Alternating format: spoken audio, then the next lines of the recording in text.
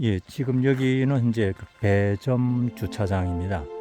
배점 주차장에서 출발을 해서 여기 배점 주차장이고요. 제9곡 이하동, 제8곡 관란대, 제7곡 타경담, 제6곡 목용담, 제5곡 정릉동해, 그리고 초암 주차장을 지나 제4곡 용추, 제3곡 척수대, 제2곡 청운대, 그리고 초암사를 경유하여 제1곡 금당 반석까지 죽계 9곡이 이어지는데, 이 길을 오늘 한번 걸어보도록 하겠습니다.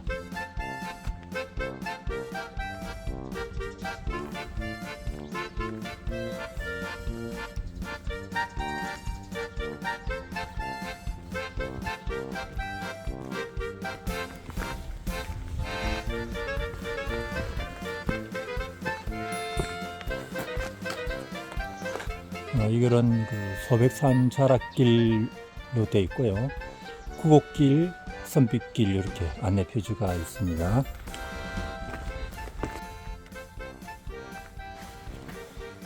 여기 삼거리에서 도로를 따라가면은 초암사로가 나오고, 오른쪽으로 빠지면 죽계 구곡으로 내려가게 되겠습니다.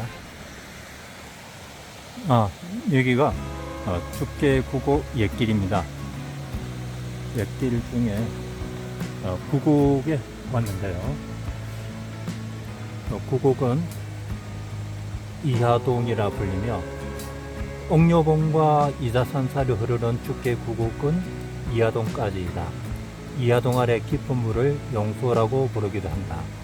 이하동의 어원은 예전에 배 꽃이 많았기 때문이라고 하는데, 현재는 배보다 주변이 모두 사과밭이다. 이하동 다리 건너 삼기석은 배순의 대장간이 있던 자리다. 그 모습은 없지만 불에 거슬린 많은 돌들에서 그 흔적을 찾을 수 있다. 이 모습이 저기군요.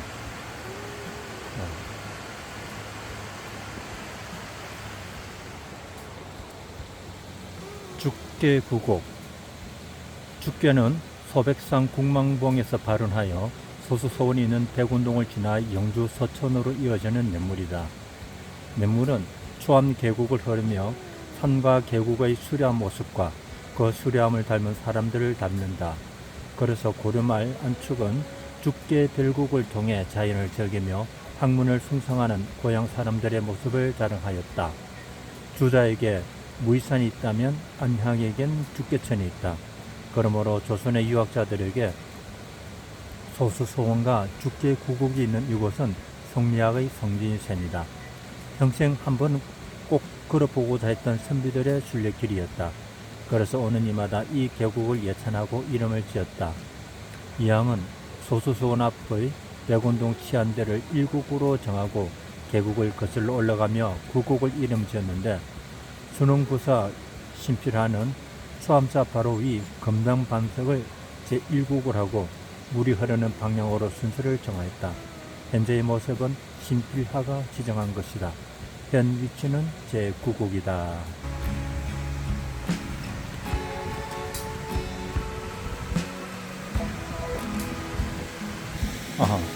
이 길로 계속 들어오니 과수원이 나오는데요.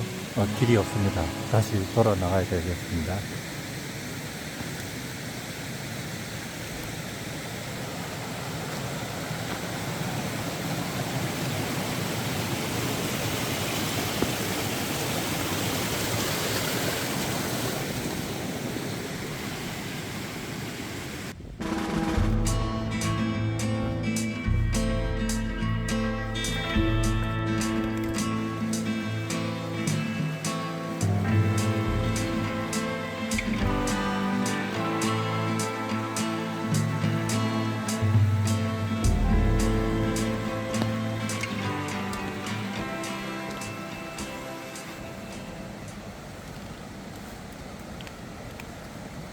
거북바위.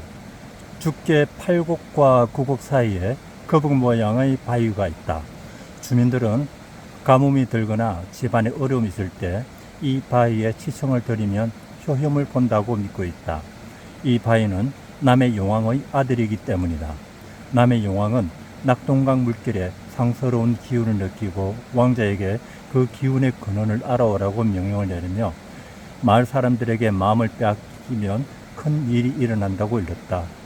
그런데 왕자는 이곳 죽계의 아름다운 경치에 눈을 팔다가 늙은 아버지를 위해 밤늦도록 돌다리를 놓는 효성어린 젊은이에게 감복하여 눈물을 흘리다가 그만 거북 형상의 바위가 되었다고 한다.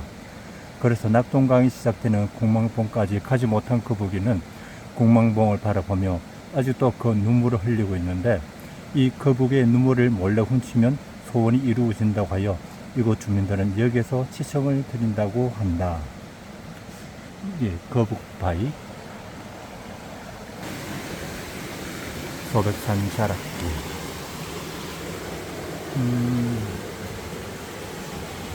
이 길이 소백산 자락길과도 연길이 되는 것 같습니다.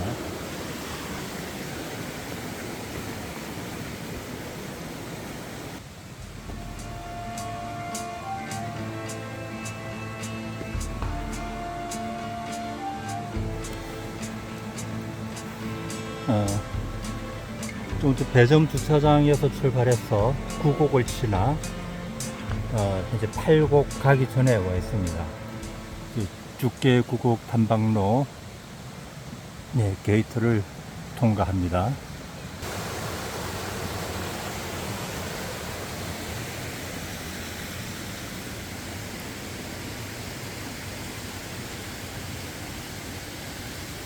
팔곡에 도착을 했습니다. 팔곡은 관람대이고 물을 보는 데는 방법이 있나니 반드시 그 여울목을 보아야 하느니라.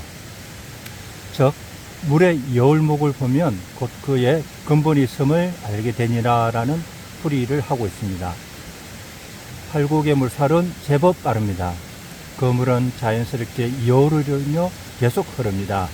그 흐름이 계속될 수 있는 것은 그 근본이 확실하게 있기 때문입니다. 바로 이 근원이 멀고 깊은 물이 여울져 흐르는 여울목을 바라보면서 본원 지수를 생각하는 태도를 우리는 가질 필요가 있습니다.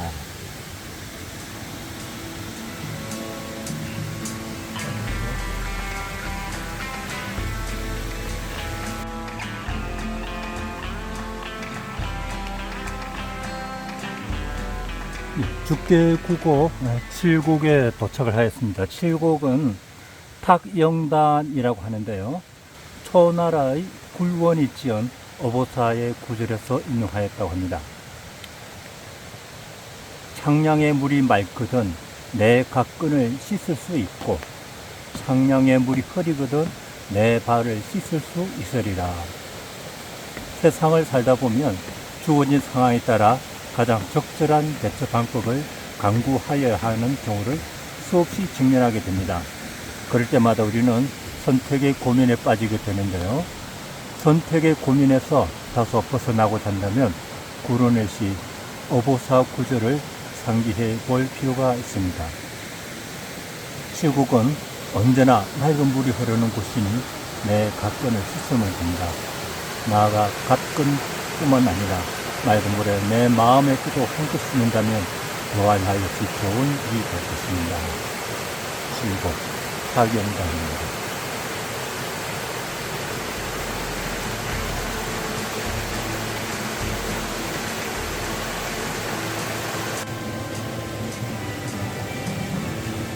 죽계 9곡의 길 6곡에 도착을 했습니다.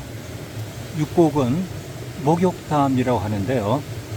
6곡 아래와 위로 선녀가 내려와 몰래 몸을 씻었을 듯한 바위와 숲에 가려진 숨겨진 소가 있다. 옛 선비들이 그 물속으로 첨벙거리며 뛰어들었을 리 없었겠지만 자꾸 뛰어들고픈 충동이 일어난다. 옆에 앉아만 있어도 그 맑은 물에 취해 빠졌던 것 마냥 마음마저 씻어준다. 하하, 저도 물에 한번 첨벙 뛰어들고 싶어집니다.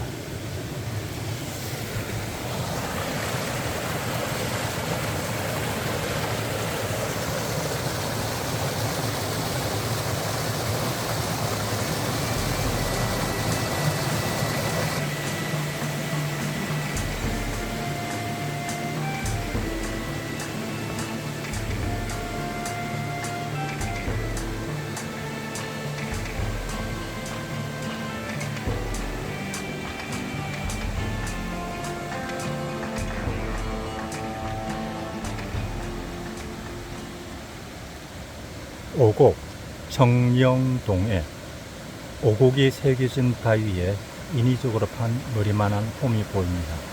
아마도 안간교 다리바를 세웠던 흔적인 것 같고요.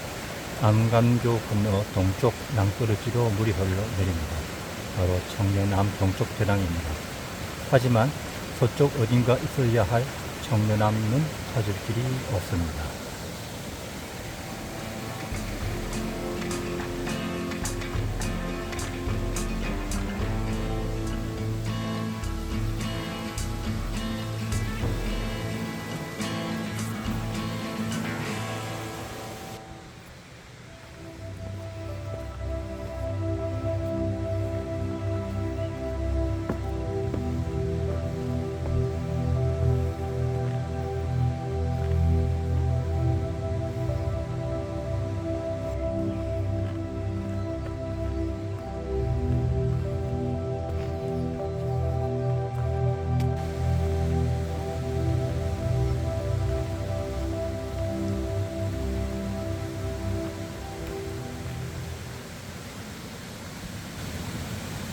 네, 이곳은 죽계구곡 옛길의 제4곡 용추입니다.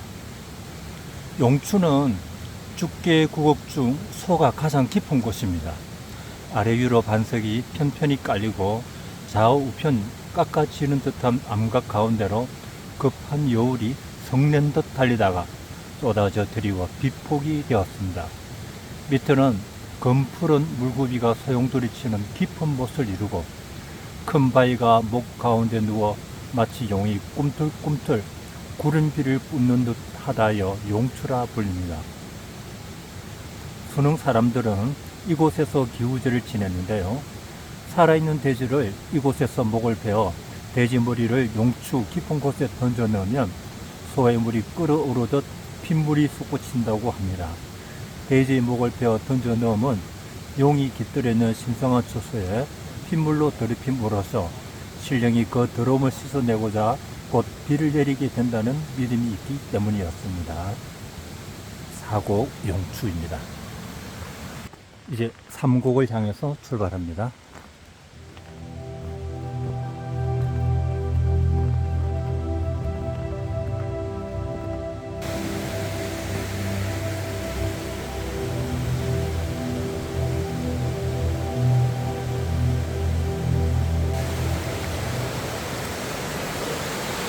이곳은 죽계구곡 옛길의 3곡입니다. 3곡은 석수대라 부르고 있는데요. 선고의 세월 동안 흐르는 물은 3곡에서 좌우로 부딪히며 얼굴이마저 발전하게 스칩니다.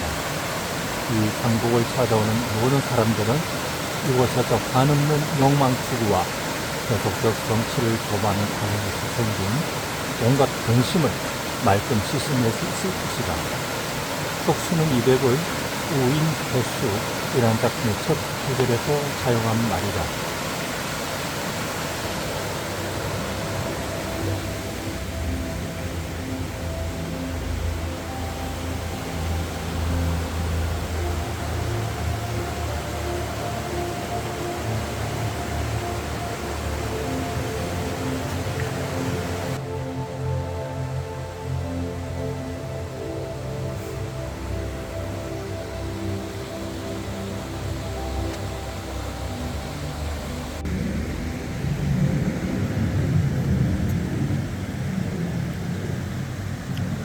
이것은 죽계구곡 옛길의 2곡입니다. 2곡은 청운대라 부르는데요. 주세붕은 소백산 흰 구름이 비추는 곳이라고 백운대라 하였고, 유황은 소수소원 백운동과 구별할 수 있도록 청운대로 바꾸었다고 합니다.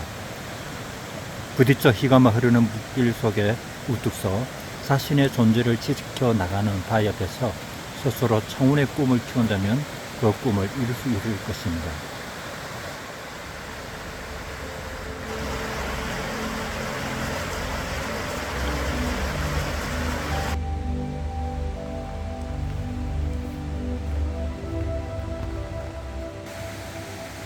여기는 죽계구곡 옛길 1곡입니다. 1곡은 금당반석이라고 하는데요.